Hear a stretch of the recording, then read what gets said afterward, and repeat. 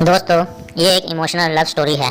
दोस्तों, मेरा नाम राधिका है। आज मैं आपसे अपनी इमोशनल लव स्टोरी शेयर करने जा रही हूँ। मेरा एक राहुल नाम का बॉयफ्रेंड था। पिछले साल तक मैं उसे अपना सिर्फ दोस्त ही समझती थी, लेकिन जब हम पिछले साल एक पिकनिक पर गए तो मुझे लगा कि मैं उसे प्यार करने लगी हूँ। मैंने उसे अपने दिल की बात कह दी। वो भी मुझसे बहुत प्यार करता था, लेकिन मुझसे वह कह नहीं पाता था। जल्दी ही हम दोनों पूरे स्कूल में लवर्स के नाम से मशहूर हो गए, लेकिन हमारे प्यार में एक फ़र्क था।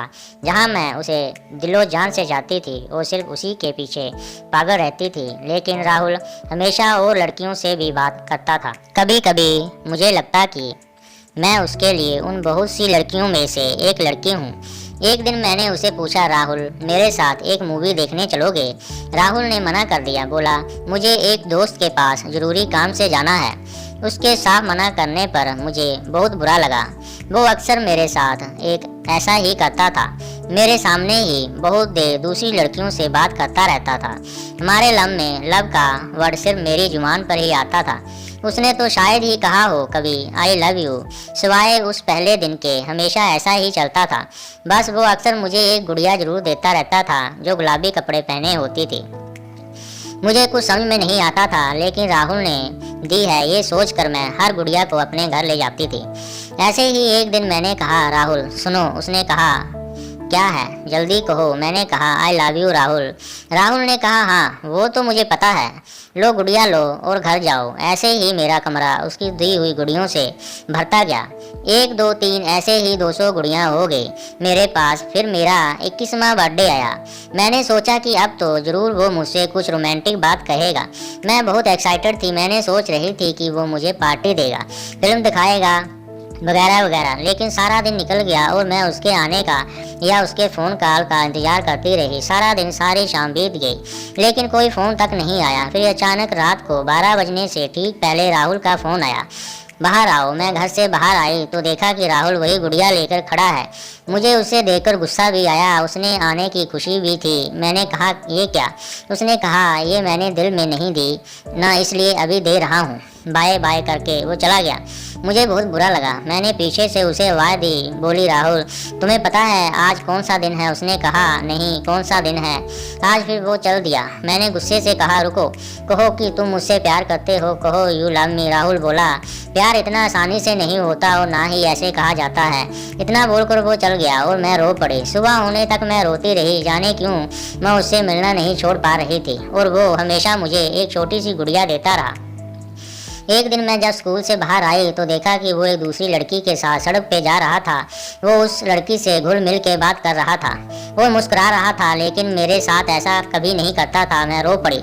रोते रोते घर आई और उन सारी गुड़ियों पर नज़र डाली जो मेरे कमरे में थी।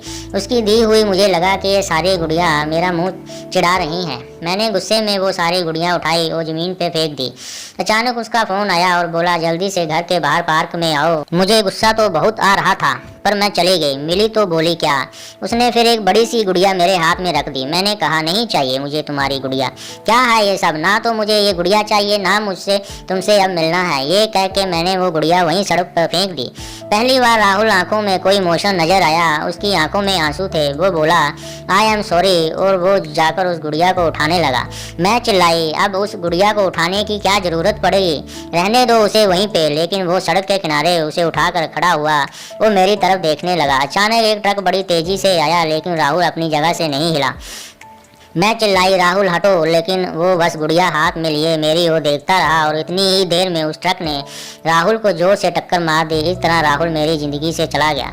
उसके जाने के बाद एक एक दिन मैंने कैसे गुजारा मैं ही जानती हूँ। रो रो कर मेरा बुरा हाल था। कई महीने ऐसे ही बीत गए। फिर एक दिन मैंने ऐसे ही उसकी एक गुड़िया उठा ली। यही तो उसकी निशानी थी मेरे पास। मैंने उसके साथ बिताए हुए उन लम्हों को याद करके एक एक गुड़िया उठाने लगी। 1 2 3 और गिनती 453 तक पहुंच गई।